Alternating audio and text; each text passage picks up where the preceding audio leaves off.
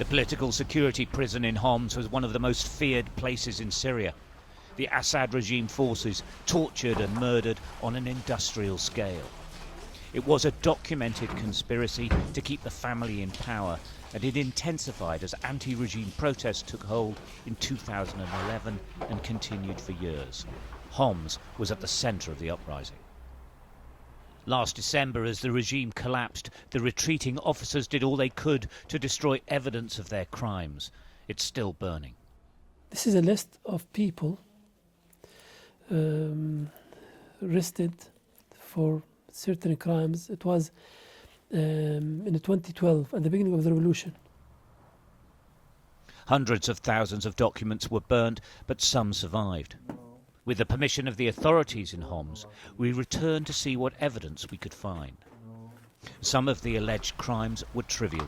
Even a text criticising Bashar al-Assad could send you to jail to face torture or death. Here, someone was arrested because there was a message in his phone that says something bad about President Bashar al-Assad. Mm-hmm.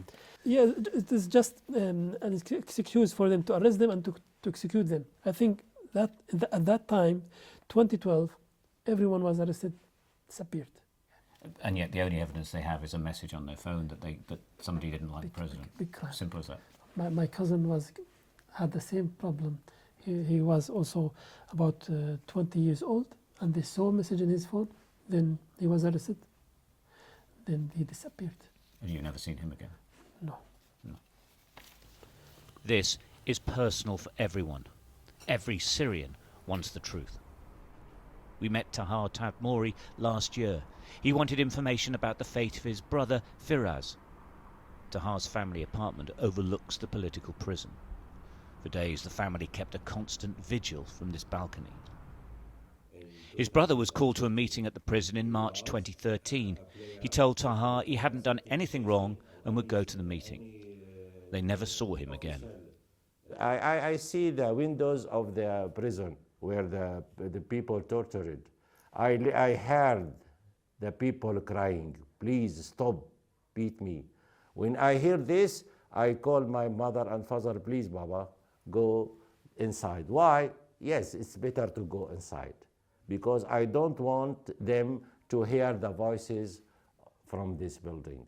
Yes, it is about 15 meters only from the prison and my father's home balcony. Yes, we heard so many times, we heard the shouting or crying of people under the ground.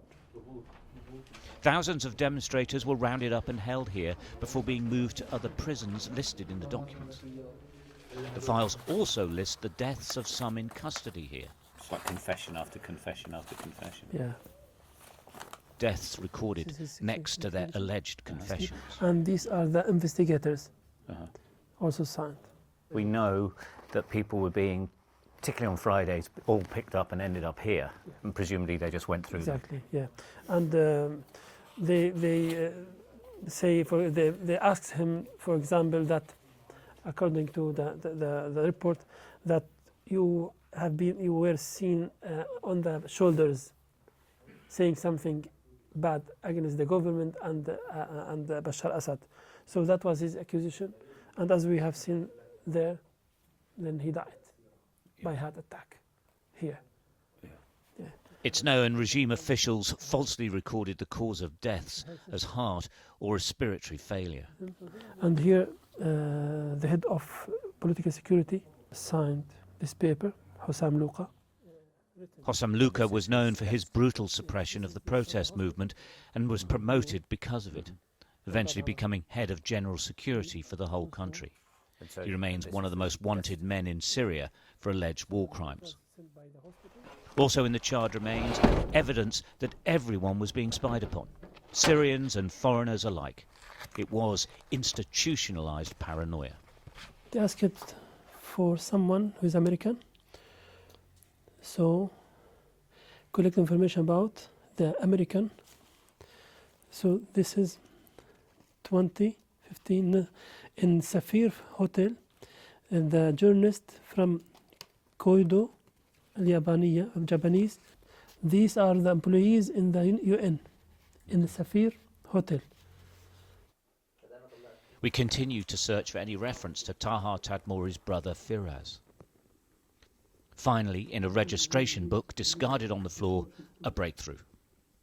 This is Muhammad Firas bin Nadir Tadmori.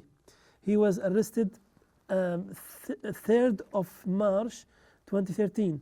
So he stayed here for a month. Here, it says the date when he was set free or sent somewhere else. So it said he was sent to the Committee of Investigation on 4th of April 2013. The number of people detained here, all recorded in these registration books year after year, is staggering. I mean, thousands of names. Thousands. Just book after book after book of it, year after year. Incredible. And from the surviving documents like these, perhaps some answers for the families of the missing. So many security officials said to us, all the prisoners who were taken before 2013, all of them were killed. Don't ask about your brother. All the prisoners who were taken before 2013 were killed. If what Taha was told is correct, then all of these people detained here at this one prison in 2011, 2012 and 2013, who have not been seen again, are dead. And someone needs to answer for that. Stuart Ramsey, Sky News, Homs.